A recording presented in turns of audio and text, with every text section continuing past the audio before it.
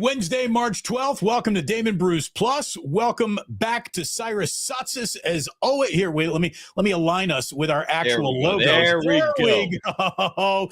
Cyrus is here, a little Warriors Weekly. I could use a little break from the 49ers not so exciting offseason. So I'm really glad that we're here talking, Cyrus. We had Jimmy Butler playing one of his best games, if not definitely his best game with the Warriors. It brought out a great game in Moody, in Hield, in Gary Payton II. They've won 5 in a row. They're going for 6 in a row against the Sacramento Kings at home on Thursday night. Warriors are cooking with grease, man. This is officially something it's happening, baby. It's happening. I don't know where it goes, but I sure like what I see so far. And they're going to get Kaminga back tomorrow night. And here we go, Cyrus. How are you, pal? I'm doing good. Happy early Wednesday morning. It's rainy, or I feel like a storm's about to hit. Otherwise, we're doing good here on the Golden Days side of things when it comes to the Warriors.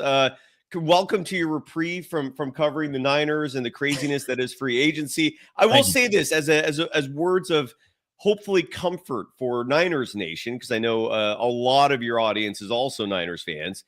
They were in last place last year. They won 6 games last year. I mean, you can't keep the same product if they're producing results like that. You know, like Warriors fans have gone through a similar thing where the last 2+ years it was a mediocre product, and people had a hard time letting go of Andrew Wiggins.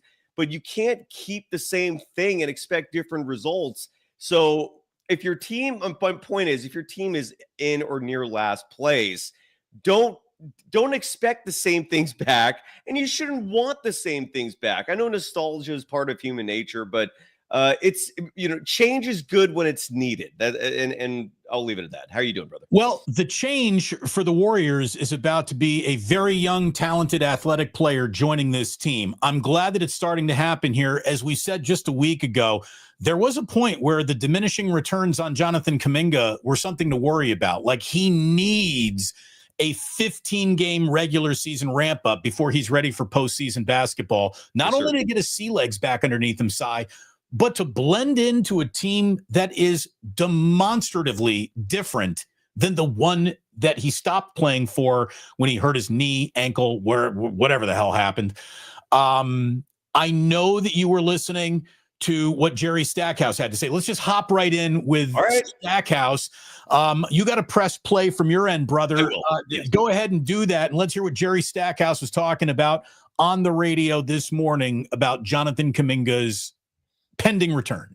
And just to set this up, just a little more context, a lot of the Warriors coaches have made themselves available to the media this morning, and Stackhouse this is not the first time he's expressed effusive praise for the youngster. Stack sees what I see in Kaminga, which is a great talent.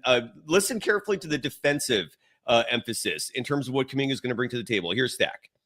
Before we got hurt, assistant coach, he just gives us more just versatility. I think, now we got a bunch of long defenders out there, and you can put a lineup of, him, Jimmy, Dre, Gary, Loon. That's a great switching line. That looks kind of like the earlier Warriors that started all of the switching. That when they had Iguodala and Livingston and all those guys, and a lot of interchangeable pieces out there with Klay Thompson. So I think we see more of that now. And I'm not, like I said, the uptick defensively from BP and Moses, I'm not afraid to do a lot more switching now with that group. We want to protect Steph a little bit, and we don't want to put our bigs in a bad way by being out on really quick guards.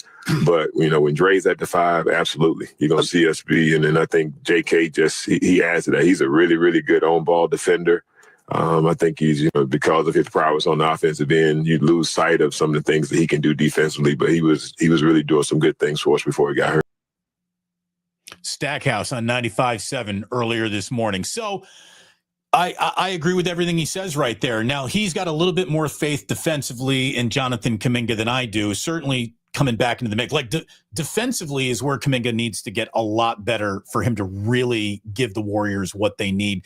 But he is long. He should be able to stay in front of, the team's best perimeter player. That's what you're hoping he can do. there is a lot of switching availability with him on the court, but he's with that second unit. And I think he just makes that second unit operate a little bit more like the first unit. And yes, he plays to the level of he's so good, you got to get him running with the starters. Then we're going to have to move around some pieces. But I think Kaminga comes off the bench. I mean, I'd be stunned to see anything but that. Well, and reports have confirmed that. We had a Danny Emmerman on the program on Golden Days last week, confirming what you're suspecting there in regards to Kaminga's role coming back. Steve Kerr has said that Kaminga will come off the bench to start, and it reinforces what you just said, which is that the second unit, which has been a massive problem for the Warriors this season until Jimmy Butler got here. But even with Jimmy Butler, you're not seeing the same dominance with the second unit that you're seeing with the Elite Five on the Warriors when Jimmy Butler has been on the roster. And that's a huge part of what Kaminga fixes. By the way, real quick, when you say Kaminga's not there defensively, is that based on your eye test, or is there a measurable? No, yeah, that it's you're total looking at? eye test. It's a guy who's, his eyes are out of bounds and his back is to the driving guy with the ball. We've seen some real Kaminga wasn't paying attention to what he needs to pay attention to lowlights before he exited. And so it's taken care of. I mean, here's the thing: while Kaminga's been rehabbing, there's no one in the league who should have been grinding more film than him, right? Of course. And I hope that that's what happened. And I hope that Stackhouse is just pointing out fundamental where your eyes need to be on every play. There's times to be worried about off-ball movement, and there's times to be worried about the ball, especially on the final play of a game. You got to worry more about the ball than the off-ball. Again, Kaminga is an athletic marvel. I wouldn't attribute much basketball IQ to him yet. Whoa. Well, this is where I'm going to push back. We will agree to disagree on that. Every player has lowlights. This is an argument I have with folks because you see certain schmucks out there who make a living with blogs and whatnot, where you're highlighting like individual plays, lowlights. I like that term. I'm going to start using that more often as examples of a player's general play. And I push back on that because in the NBA, on average, each team has 100 possessions. You're going to find lowlights for every single individual. And I push back on any arguments that rely on individual possessions to make a point. Jonathan Kuminga, you're right. There are lowlights out there, for example, and there's a few that stick out that show him, with his head not necessarily on the. I mean, there's a reason why he's not in the Kerr circle of trust. But then you hear what Stackhouse has to say, right? And Stackhouse a few weeks ago brought up the fact that this team kept holding on, and this was a very subtle shot at Kerr. I was actually surprised that he said this, but where the team was holding on for 2.5 years, hoping that Andrew Wiggins would show the form they saw in 2022 instead of the form we saw for 10 plus years. And I just don't have full faith if the criticism of Kaminga is his defense, and we're relying on that based off what Steve Kerr is seeing. I don't have as much faith in Kerr's judgment on that as others. Kaminga, to me, from my eye test, is a fantastic defensive player. I'm going to look up his. He's good. I mean, I think he's good one-on-one, but the concept of team defense, weak side help, when to rotate, these are the things that it feels like. How about this? Quinten Post, couple of games ago, was a little bit of a mess defensively. Yeah. They took him back to practice. They put him in the lab. They showed him what he needed to do, and he seemed to have cleaned it up quickly. If Jonathan Kuminga can join Quinten Post on I corrected the mistake from last night, and hopefully it'll remain corrected going forward, Jonathan Kuminga is going to go to all-star games. I think he's got that level of talent. But you can find low lights. lights. Learner. I guarantee you can find low lights from the last week too, though, of Quinten Post, where he's had possessions where he might not look like his basketball IQ is high. But I guess I'm pushing back on the idea that Kaminga has a low IQ basketball-wise. I don't see that. He's a very hardworking individual who doesn't make these mistakes look, he's making mistakes. I just don't see them at a higher rate, let's say, than any other player in his position with his experience and where he's trying to get to for his career. I think when he comes back, and I'm confident saying this, that the Warriors defense is going to take another leap because he routinely is assigned when he's playing the opposing team's best player defensively when it comes down to these important moments in a game, whether it's clutch moments, a tight a game within 5 points. Kaminga's oftentimes tasked with defending the other team's best player, and he handles that role very well. I'm going to pull up in just a moment here his defensive matchup statistics, because when we talk about NBA defense, Damon, and please correct me if I'm wrong on this or if you have anything to add, but measuring defense in the NBA in terms of data, in terms of measurables, is not easy. It's hard.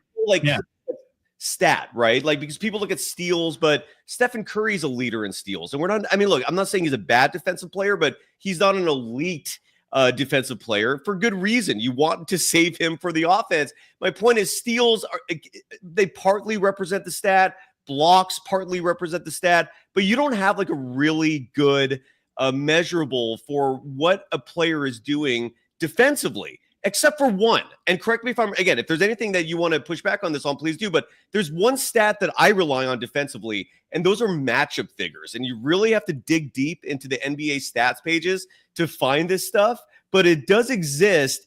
And those numbers are what I rely on in terms of measuring a player and how good they're doing defensively.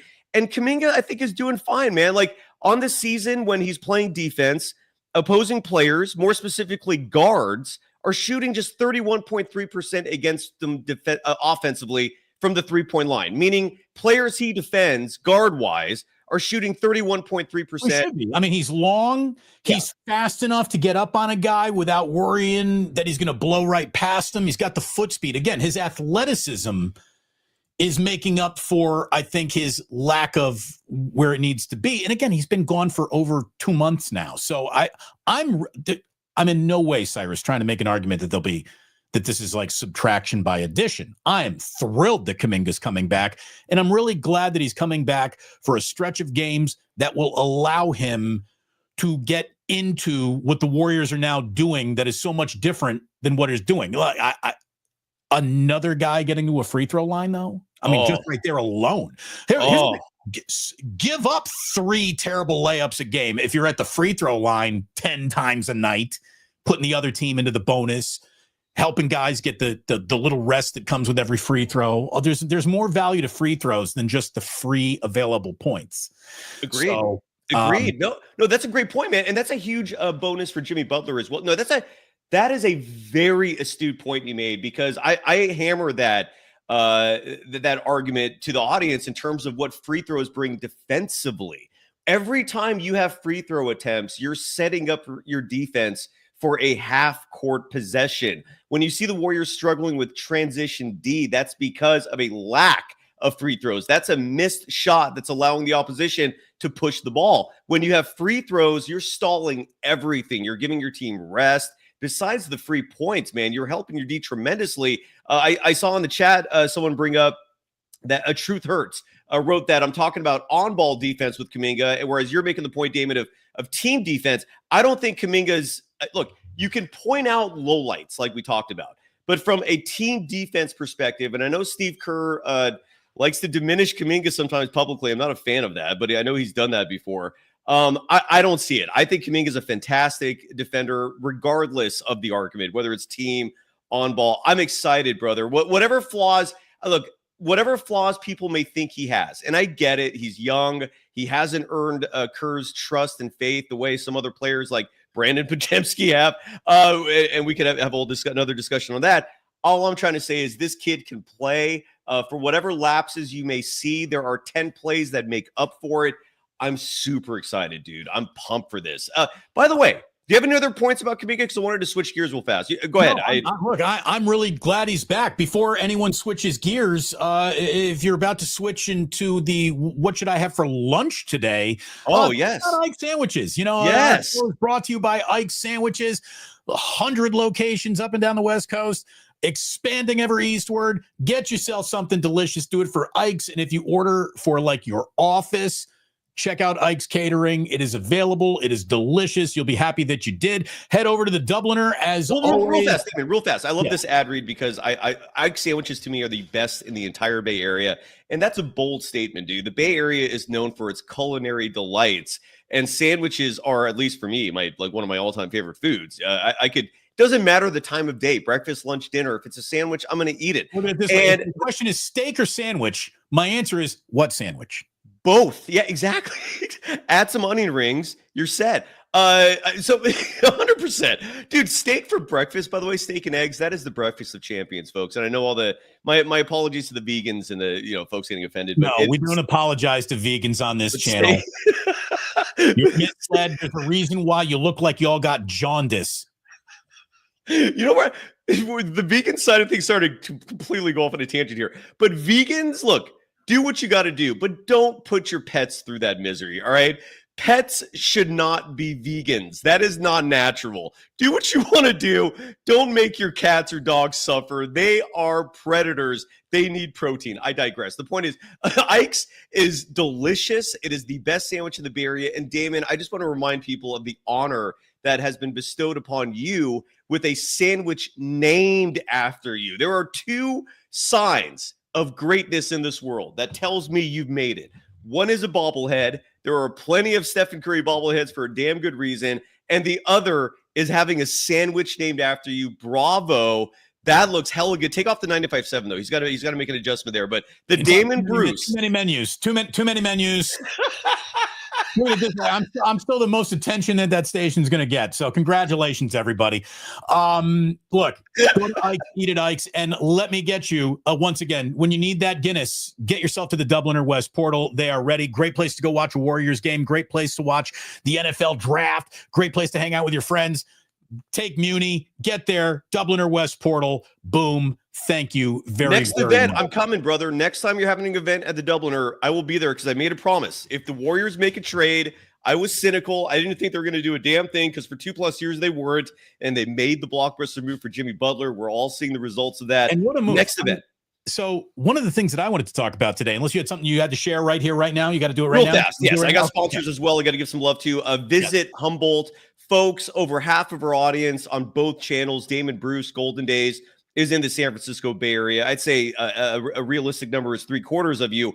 If you're looking for something to do in terms of family getaways, romantic getaways, you're with your puppy and you just want to hike the outdoors and make your dog happy as well, go visit Humboldt County. It's just a few hours north. It's beautiful. It's paradise. If you're a nature lover, especially if you're a beer lover, they have some of the finest breweries on the planet. If you're a weed lover, they've got the best kind, purple, crystally stuff on the planet. Go check out Humboldt. Today's episode also brought to you by Underdog Fantasy. Use the promo code GSW for a free pick and up to $1,000 in welcome cash. Visit, or just all you got to do is just download the Underdog app and play and have fun. And last but not least, BetOnline, the world's most trusted betting platform. I don't have a line here. I don't know if you have it in front of you for the Warriors and the Kings. I was trying to find that yesterday, and we'll read that later. That's available on BetOnline. The game starts here, and back to the show, Damon.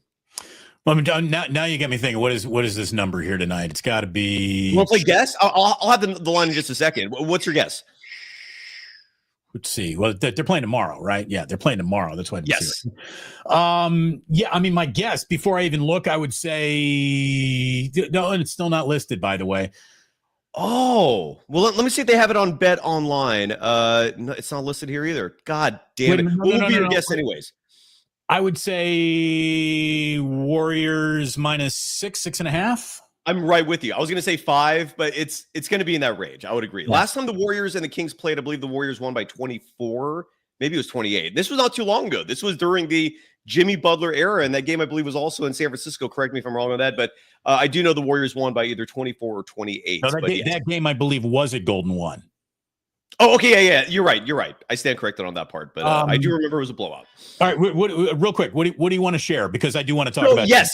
So, and we've talked about this before we started recording, but I on Golden Days, I've been talking for almost a week now about Quinten Post and how when Brandon Podziemski comes back from his old man injury, side note, 22-year-olds should not be grabbing their backs early in NBA games. That is a little concerning to me that the young man is having an Azal type injury from Friday. My neck, my back, my neck, and my back. Oh! So that should not be happening to Podziemski. But anyways, he's out right now. Quinten Post has been starting. I think Quinten Post should be in the starting lineup permanently. Like, to me, the spacing he provides, the fact that he makes life easier for Draymond Green on both sides of the ball, defensively in particular, it gives Draymond a chance to relieve the pressure physically that he endures when he has to play bigger players. We look at Brandon Podziemski's back injury. I don't want that to happen to Draymond. I want him to be fresh for the postseason. And speaking of Post, I like Quinten Post. He's phenomenal. I get the feeling you love him. What are your thoughts on Quinten Post, brother? I got a little bit of a Quinten Post boner. I'm not going to lie. Every time he's on the court, I'm seeing the stretch five that they've been dying to add for years now. Maybe this is that guy. I would really hesitate to put him in the starting lineup, though. I like Quinten Post in the role that I'm seeing him in. Okay. I think asking him to do more than what he's being asked to do right now is a good way to set him up for failure, not for success.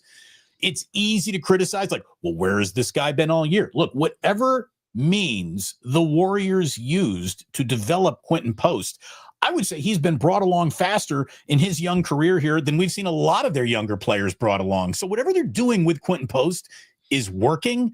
I wouldn't try to do something different with him right now. I like where he is, Cyrus. I kind of do. Like, I think one of the reasons why this second unit has become a reason why you're not handing the game back to your opponent every single time you see it is because Quinten Post is out there and he can hit a three. And that is that just makes life easier on that second unit. I also think that Quinten Post is the guy who pulls a big out of the lane that allows Jimmy to go get to the rim or the free throw line. Yeah, agreed. So I think that they fit well together, and I like Quinten Post where he is. Now, if he turns into much more than this, and every single night you look up, he's just getting better and better. I'll tell you, Quinten Post has come along faster than Trace Jackson Davis has. Oh yeah, that's fair. That's fair. I know Trace has been in the doghouse. That's well, here's the thing. It's hard to not be a shooter and be bad around the rim. Yeah. And that's you're right. That's where Trace has kind of found himself. You're right. When you're not a defense first player and your offense has been limited, it's going to be harder and harder to get minutes when this other kid behind you is getting better defensively. And he's going for 8 to 12 a night pretty easily. So I really do. I like Quinten Post in terms of development. Well, and people are act surprised about his defense. He's a 4-year college player, originally from the Netherlands. You and I both love to joke about Austin Powers, the Dutch. I love gold. It's every time the Dutch, but he is Dutch. But I bring him up not because of his national heritage, but because when he played college ball at Boston College, he was on the ACC all defensive team his senior year. He can play defense. This is no surprise. This has been a marvelous pickup for the Golden State Warriors. Kudos to Mike Nolan Jr., man. The guy is getting the job done.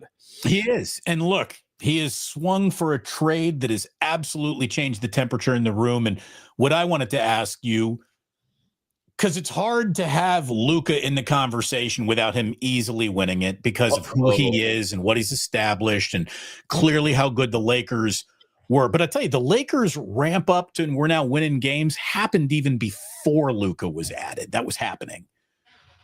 Correct. Has there been a trade that has changed anyone's fortunes as much as Jimmy Butler? I think there's an argument to be made that he's been the biggest trade in the NBA. Agreed. Luka's getting all the accolades. The Lakers always get the attention. They're the darlings of the NBA. But I wholeheartedly agree with you, dude. In terms of the actual product on the field, if we're taking the fluff out of the equation, the sensationalism, the glitz, if we're talking just hard truth, right? If we're looking at pure substance. And we're not talking about like future projections. It's right now. What are you doing right now in this season? I would say that before Jimmy Butler, the Warriors were getting closer to not making the playoffs than being a 6 seed.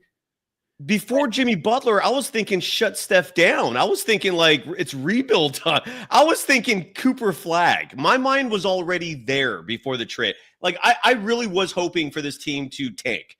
That was my mentality before this trade, Damon. It was depressing. And Damon, you and I both know people in that building behind the scenes. Man, everything I've heard pre-Jimmy is that it was the most depressing situation. Anybody who either works for that team, who works for media, who's there on a regular basis, it was the doldrums, man. It was depression times 100, dude. Things were bad. And this Jimmy Butler trade, I'm with you. It is the biggest trade of the season. I think it should be in the discussion of the all-time trades. I mean, well, I bring it up for this reason. Yes. It's not all time anything. That's not the all-time greatest NBA trade. So far, it's creeping in that list, brother. I mean, if the Warriors win a championship because of this, yes, 100%. Right. Unfortunately, Jimmy Buckets has never equaled championship anywhere. You're right. But he's never been on guys who sort of know the way quite like these guys do. I would like to see them get past the second round. That's where I am right now. Get past the second round, and then we'll talk about it. But in the meantime, a team wasn't even going to sniff a second round before this trade, and it's been fantastic. And as we've said, the Warriors have always had a degree of talent about them that is undeniable. Let's talk about the dog in them. It's also hard to be the hungriest guy at the table when you've been as well fed as the Warriors have been. Like again, Ike's, when give you me have, Ike's. right. You mentioned hunger. I'm thinking Ike's, baby. When, give me a sandwich. When you had Andrew Wiggins being asked to be a tone setter, no wonder why your tone was unimpressive. And again, I don't want to bag on Wiggins again. I really don't want the show to go there, but let me just share with you again. This is why Jimmy Butler, his wallet is the one that says bad motherfucker on it. Okay. This is great call. Great one call. of my what movie? Let the younger audience know what that reference is, because there's a lot of Pulp Fiction. I think you guys come on. It's Pulp Fiction. You'd be surprised. The young audience, man. I mean, a lot of folks watching this have probably never left YouTube. So we might be enlightening and blowing people's minds by simply suggesting Pulp Fiction. Watch the movie. Thank us later. Sorry to interrupt. Go ahead. You're very welcome, everyone. You're gonna like it. Okay. So here we are. I'm sorry. That was my fault. This is what I wanted to share today in terms of what are you sharing on the show? What do you got for us? Let me take you right here, Cyrus. This is Jeff Teague. Oh, with the single greatest story about Jimmy. This is when Jimmy Butler ruined the Minnesota Timberwolves in the angriest practice maybe ever in NBA history. This is, first of all, Jeff Teague is a hell of a storyteller, and the next 2 minutes are fantastic. Please enjoy his story of Jimmy Butler destroying and emasculating the Minnesota Timberwolves when Jimmy was trying to work his way out of the team. Time run out. They win. They beat us like 18-6, right? Man, Jimmy going crazy. Y'all think that team can win without me? I'm him. Pay me. Pay me. Mind you, he ain't took off his Jordan warm-up yet, right? He finally takes it off.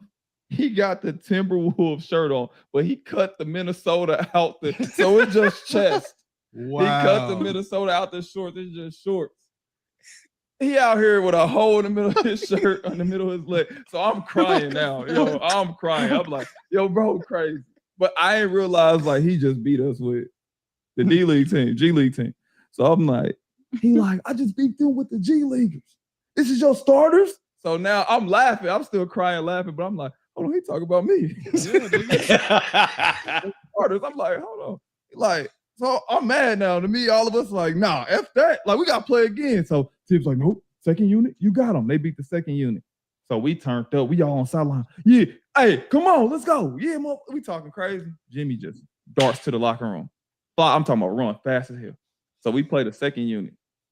We beat him. We all run the locker room like, Jimmy, bring your ass back out here. We want to play again. Jimmy gone. Jimmy gone. Jimmy at home. We keep playing. We have practice for like another hour. We all showering. We go in the locker room. ESPN pop up. You know what time it is? Rachel Nichols and Jimmy Butler on TV. We like, what the? Like, yeah, I just killed them at practice, and I think they all good players. We like, what? Hold on. I can't make this up, bro. Damn. He came and killed us and dipped on y'all and did an interview at home. One of the most iconic moments I've ever been a part in basketball, bro. He killed him in practice and then is doing an interview with Rachel Nichols a little bit. That is a killer. Jimmy is a killer. He's not a killer in the way that is the nice guy and everybody went home with a good. No, killers rub people the wrong way. Killers don't care about whose toes they step on. And that's what Jimmy is. Yes. And look, Jimmy, it always ends poorly. It ended poorly in Chicago. It ended poorly in Minnesota. It ended poorly in Philadelphia. It ended poorly in Miami. Maybe it doesn't end poorly with the Warriors because the end is here for Jimmy. There is no next probably after this. But holy shit, he keeps on playing like this. Who knows? And I think he's got to be so happy to be in this situation. They've got to be so thrilled that this is the guy that they've landed. And it's hard to say anything in sports is a perfect fit. This feels as close to a perfect fit as we've seen any player instantly become. Instant chemistry, Cyrus, instant. And I love that story from Jeff Teague. It's a Jeff Teague, you're right, has become a fantastic storyteller post NBA career just because he's just honest, man. Like the Jeff Teague you hear is the Jeff Teague you will hear when the mics are off, right? And I think the authenticity, the genuineness of him. Watching on Golden Days is Will V93. He says Jeff Teague is like the Forrest Gump of the NBA. Crazy stories. He's connected to everyone. That's great. He really is. It is. And that's a great story. I absolutely love that Jimmy Butler's on this team, man. It has been a great fit. You're right. He's got that alpha mentality. Him and Draymond are very similar creatures. They're both they fit much more in the 90s than they do in the modern era, where their approach, their cutthroat, again, mentality to their entire focus on winning, that fit in the 90s a lot better than today because, again, Charmin, man, we've got a massive Charmin crowd in the world around us. People get offended easily. You got to treat a lot of people with kid gloves. And folks like Draymond and Jimmy, man, they don't subscribe to that belief. They're all about just, I don't give a damn, man. Show up, bring your best. Don't cry. I don't want feelings. I don't want emotions. I just want to win, and I want to murder people who get in my way. And I love it. Love it. Some supers coming in. This is from Bill, who says, by the way, it's Warriors minus 7.5 tomorrow. We were pretty close to handicapping that, Cyrus. He said, you especially, David. Yes. 7.5. There it is right there.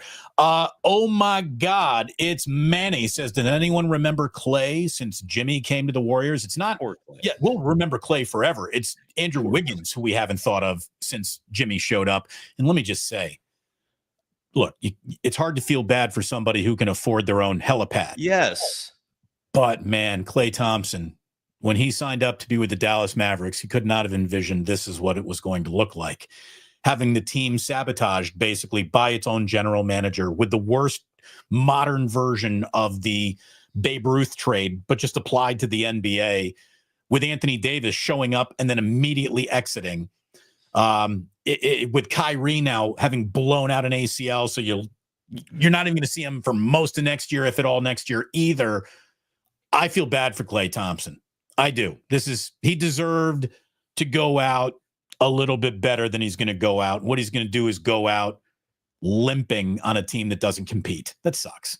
Well, you're right, but there are consequences for your actions. And the biggest criticism I have of Klay Thompson is that the dude has an unhealthy ego. He has a massive amount of pride, and it's unhealthy because the dude thought he was still a starter. The dude thought he was still the guy. His verbiage regarding last year is that he thought he had a great season. He bragged about the 17, 18 points a game he was putting up. I mean, that's dense. That shows a lack of self-awareness. And he chased the money. He chased the role, like again, a role where he was starting, where he was considered part of their big three, as opposed to staying with the team whose goal entirely is championships. Clearly the Mavericks, that is not the goal there. He knew what the ownership situation was going there. Like if you did any research on the Adelson family. Klay joined a team that was in the NBA finals last year. Right. He joined a team that was going to be led by Luka Doncic between now and the end of the universe, right? I mean, but he could have stayed with the Warriors. He could have stayed with the Warriors and made more, Damon. That's why I'm saying there are consequences for your actions. He thought he deserved more. He wanted more. And congrats. I mean, let me tell you, it was great that the Warriors let him walk away. I mean, it was the right time to get out of the Klay Thompson business. But I will say this: I'm sorry that his new business stinks. But they could have. Here's the thing, though. The reason why I'm a little bitter about this is because if Klay had stayed, they still could have pulled off the Jimmy Butler trade.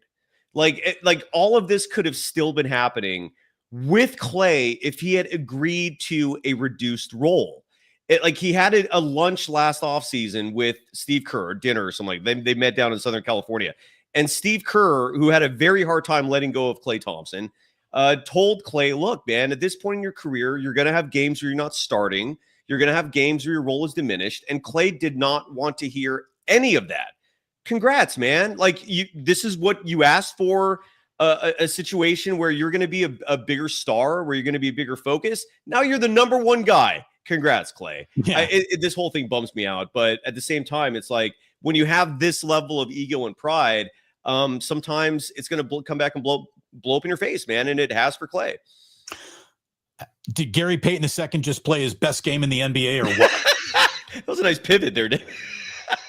Really did. Yeah, no, I thought that Gary Payton was spectacular the other night. Now, I don't want him shooting 5-6 threes unless he's making his first 4.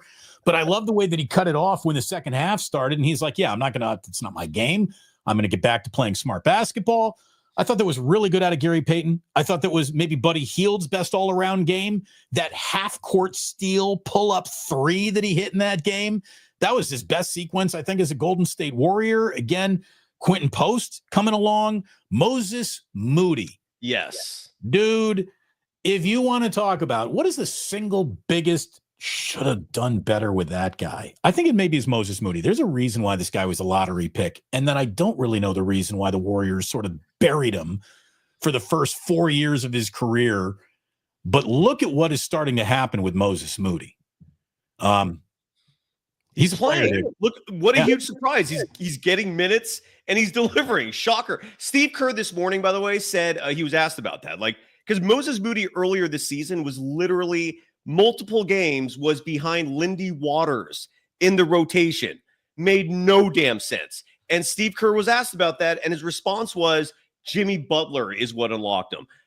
I will agree to disagree with head coach Steve Kerr and say if you had been playing Moses Moody like this since the start of this season, maybe even last year where he's getting 30-plus minutes a game, you would have been getting the same results. Some players need minutes. There is no substitution for in-game experience. He's finally, I'm just relieved at the same time that he's finally getting minutes, Damon. You're right, dude. Moses Moody is spectacular, which begs the question, Damon, if you were the head coach of the Warriors, who is your closing 5? Because you could make an argument, and I'm not going to push hard against that, of Moses Moody being the 5th player for a closing lineup. It could be.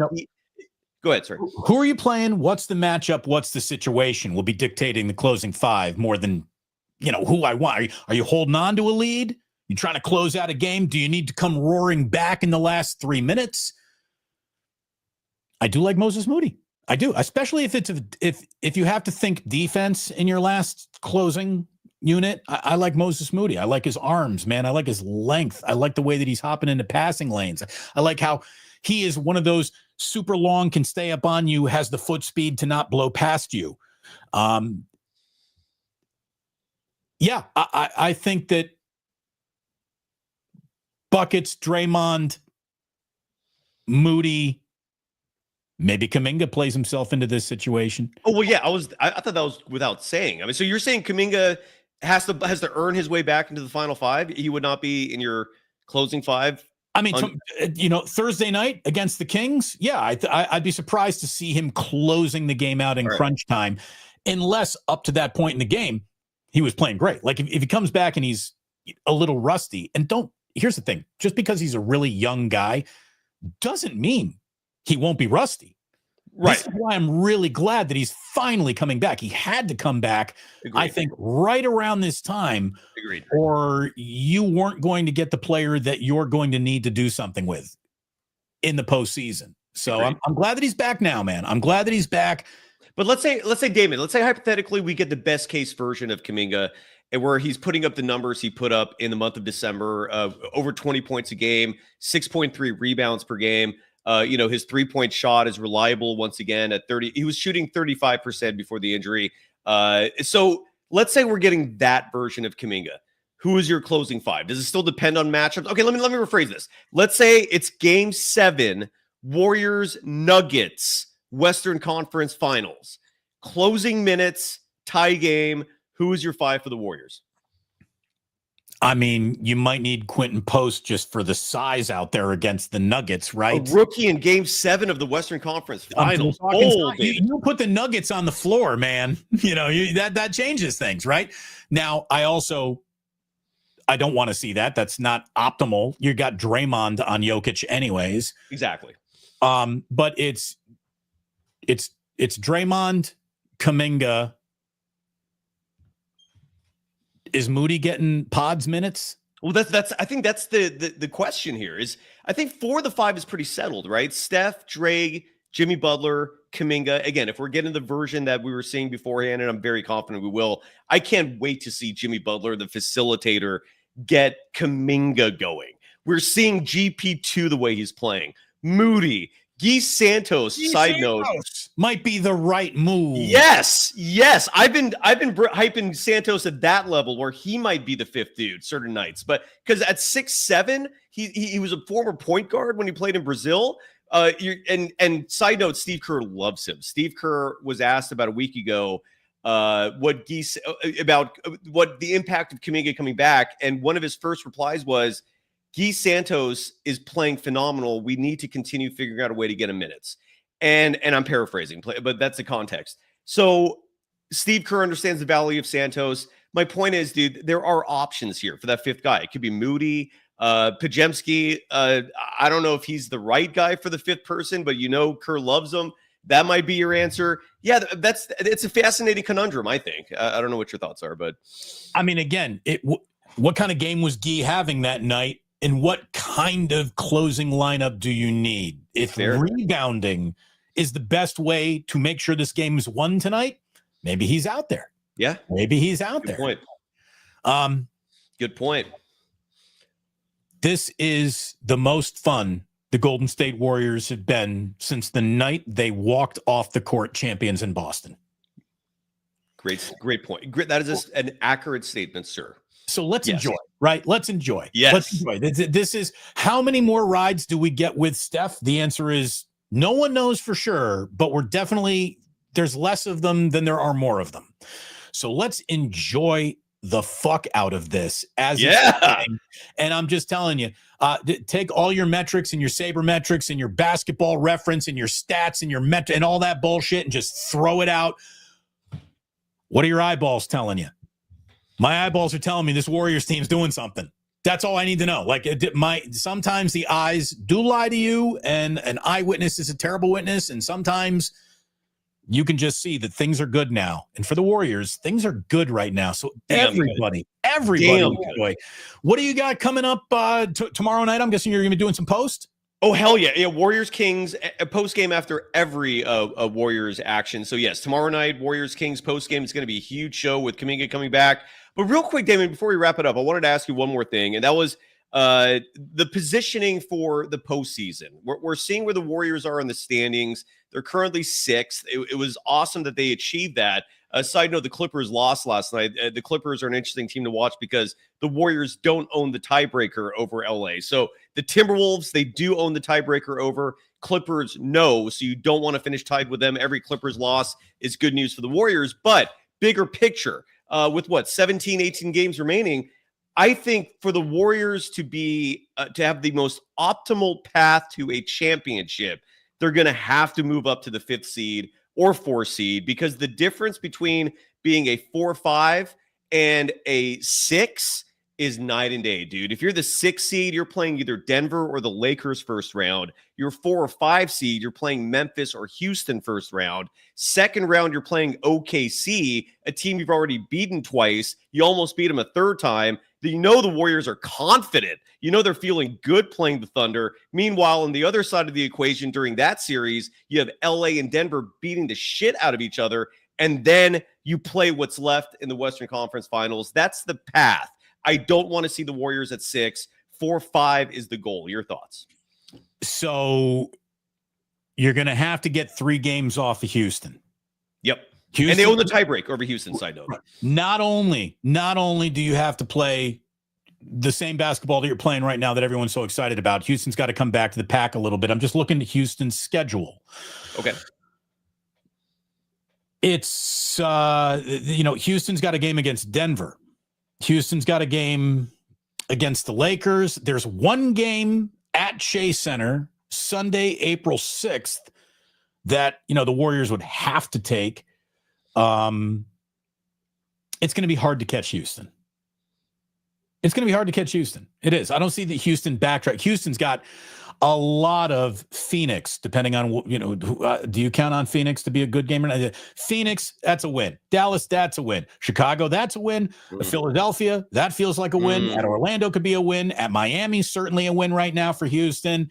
Versus Denver, there's their first, feels like a scheduled loss right there. By the way, just go look at ticket prices around games that don't involve the Warriors. Holy shit. I'm just looking here. Like you can go to that Houston Sixers game for tickets as low as $4. I'm looking right here on the ESPN schedule. Good God. You can't find a water fountain that goes for $4 at Chase Center. Anyways, what are ticket prices at United Center, by the way? Like, is Reinsdorf still ripping off fans there?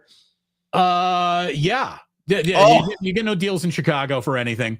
So Jordan, he's just milking Jordan 30 years later, dude. That's insane. He is absolutely insane. He's quickly climbing to one of the worst owners out there. But look, Agreed. There's an awful lot of cream puffery remaining on Houston's schedule. Enough for me to say that I'm worried that the Warriors probably don't climb to the fine. But look at it this way. If all the Warriors do is play winning basketball, what do they got? 15 left? 16 left? I think, 17 maybe. Hold on. Around there, yes. Okay, so the Warriors are going to have to go no worse than 14-3 in their final 17 games to even think about sniffing the 5. 17 is correct. I just did the math. Yeah. So, 14-3 is a hell of a stretch for a 17-game stretch for the Warriors. We'll see if they do it. But Houston's got a lot of cupcakes coming up. And Memphis is another team. So Memphis, and side note, the Lakers are also 4 games back. Memphis is another team the Warriors own the tiebreak over currently. I think they play each other one more time as well. It's all I'm saying is the difference is stark between finishing 6 and finishing 5. And I think the Warriors are very aware of that as well. So expect a good playoff push these final 17 games as they try to get a better seeding. Regardless, brother, I'm with you, man. If you're a Warriors fan, these are good times. Enjoy the ride. They are contenders, legitimately. Let me tell you, I love doing Warriors Weekly. Not only do I enjoy spending time with you, but my God, based on all the 49ers anxiety and the apathy that is just attached to the coming San Francisco Giants season. Thank God the Golden State Warriors are doing what they're doing right now. They're the only thing keeping us sane and level here in the Bay Area. So thank you to the Warriors. Thank you, Jimmy Butler. Keep it up. And that was an awful lot of fun. Thanks to Ike's. Thanks to the Dubliner. Thanks to Humboldt County. Go visit Humboldt and have fun. There's a reason why they call it trees, kids. And by the way, go Hoosiers. What do we got here? My Hoosiers. What's going on? They're playing Oregon early this morning. Indiana. Oh no, it's tomorrow. I hate tomorrow. I hate college sports for what it's turned into in terms of like, why is the Pac-10 or 12 not in existence? That is such a joke. I'm never going to be happy with college. Indiana opens up its Big Ten tournament run with Oregon. That's a joke. That is 9 a.m. in the morning tomorrow. 9 a.m. in the morning. I got an Indiana game tipping off against Oregon in the Big Ten tournament. Who would have ever thought? Having said sad, man, that is the equivalent of an NCAA tournament game for my Hoosiers. Like they need that. Is so they sad. need that game. So, and that is very representative of how incompetency has taken over higher education, man. I mean, that is the product of university presidents who are sleeping on the job. Not like all these idiots had to do was put their brains together and come up with a plan to keep conferences aligned geographically. It's insane that Oregon and Indiana are playing like that. That's a joke, dude. There's no benefit for the fans. There's no benefit for these student athletes who have to travel that much. F that, dude. That's all to say. Another real quick F that, dude, that I would like to contribute to this conversation is any talk of expanding or changing the NCAA tournament at all should be shot into the sun. Okay, people are talking about that. We have nothing short of the single most perfect. Everyone in the world, with the whole world can't agree on anything, but every sports fan agrees that the NCAA tournament, as it stands right now, is maybe the single most perfect tournament we have to determine a champion. Don't go changing it. For once, can we not have greed in the pursuit of more lead the conversation? Can we have what is best for the game and for the kids? Keep the single most perfect sporting event in the world the way it is. That's all I ask. Which begs the follow-up question, Damon. Who are people? What are people tinkering? What are the ideas here? What? Because you're right. Going from so it was a 64-team tournament. Then they added the Dayton play-in, so now it's a 68-team tournament. There's talk of growing it beyond that. Don't. To what? Don't. Well, there's a million different. We should include all 320 major programs, and then, like, there's nonsense. There's the SEC wanting more. There's add another 12 teams to the tournament. No matter what you do, it's got to be an even number, right? So add another 10 teams, add another 12 teams, add another 16 teams. No, it's perfect the way it is. Don't do anything. Agreed. Wholeheartedly agree. That's a joke. Greed is one of the worst aspects of humanity, and anything that involves tinkering with March Madness, something which you're right. There is rarely a thing we all come to agreement with, and March Madness is one of those things. But you have a greedy few who just want more when it's unnecessary. That's insane. Are you ready for a little history on our way out the door? Yes. First of all, we start with some happy birthdays, and the single biggest happy birthday that I'm going to wish all year outside of the wife and the kids is to the Duchess herself. Happy birthday, Linda Bruce, my mom. Oh, is she 78 today? My God. Happy birthday, Mom. Happy birthday, Mom. Happy birthday, by the way, to James Taylor, one of the old school singer-songwriters out there. Happy birthday, Liza Minnelli. And the fact that Liza Minnelli and my mother have the same birthday is perfect. Liza Minnelli, who was awesome in Arrested Development as well, by the way. Was she really? She was the neighbor, Mrs. Bluth's like rival and friend. She was fantastic. Yeah. Never seen a single Arrested Development. Oh, you're missing out, friend. I heard. The two, you definitely missed it, Damon. Nothing but rave reviews are Arrested Development and Always Sunny in Philadelphia. I never picked up either of those. It's not too late. I know it's not too late. Actually, always. I'm married with 2 kids. It's too late for everything, Cyrus. I have. But you and Jillian, and I get it. You probably, I'm guessing, have a half hour to 1 hour at the most a day, and you got to pick what's hot, right? I don't know if 1923 is at the top of the list. Daredevil, the new incarnation, is fantastic. I don't know what else is popping at the moment in terms of TV, but I get it.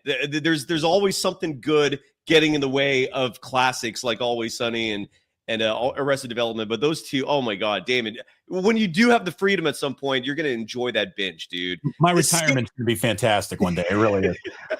Happy birthday to, in 1912, they were known as the Girl Guides, but a little bit later, they became the Girl Scouts. Happy birthday to the Girl Scouts today in 1912. Cookies everywhere. It's Girl Scout cookie season. $7 a box, Cyrus. What the fuck, man? $7 a box for cookies. Is that what it is now? $7 a box. Inflation's a bitch. Rate for Girl Scout cookies. Inflation's a bitch. And we get to blame the current president for that now. So there you go. No, everything is still Joe Biden's fault. I'm sure of it. At least they are. Anyways, speaking of that, without getting political, today in 1933, Franklin D. Roosevelt gave the first of the national radio addresses that became known as the fireside chats. This was the very first time a president was able to use technology to come into America's homes and talk. And Franklin D. Roosevelt was famous for his reassuring, calming, and affirmative fireside chats. Imagine that. Those 3 words being attached to the presidency. Oh, wouldn't it be so nice? We're mass communicating here, folks. That was a profound moment in human history, no doubt, because instantaneous mass communication was non-existent until moments like that. Radio changed everything, and then the internet changed everything. And then Damon got laid off, and radio died. That was and then YouTube. Well, YouTube. Someone the other day, I think, said it best. YouTube killed the radio star. There you go. Certainly did. Hey, thank you to everybody for watching. Thank you for being here. Wasn't a big day in history. Happy birthday, Mom, if you are watching. Yeah, happy birthday, Miss Bruce. And is that how she's called by, or no? It's Mrs. Bruce. Mrs. Bruce. I mean, yes, That's okay. Mrs. Bruce. But we call her the Duchess. She's the Duchess. Duchess. All right, the Duchess of Indiana. Yeah, the Duchess of Indiana. Anyway, thank you so much for tuning in. Go Warriors. Yeah. Keep entertaining us. You're the best thing in Bay Area sports right now. And thank you for watching Warriors Weekly. Thank you for watching over on the Plus. If you're a Golden Dazer, come on over and subscribe to the Plus. More importantly, if you are a Pluser, go on over and subscribe to Golden Days. Are we at 4,000? I'm going to check real fast because we were like literally, I think, 10 subscribers away from 4,000. And I'm going to look at my channel here real fast just to see if we hit that 4,000 mark. Yes! Yeah, we made it. Oh, Nothing better than a happy 4K day for Golden Days, baby.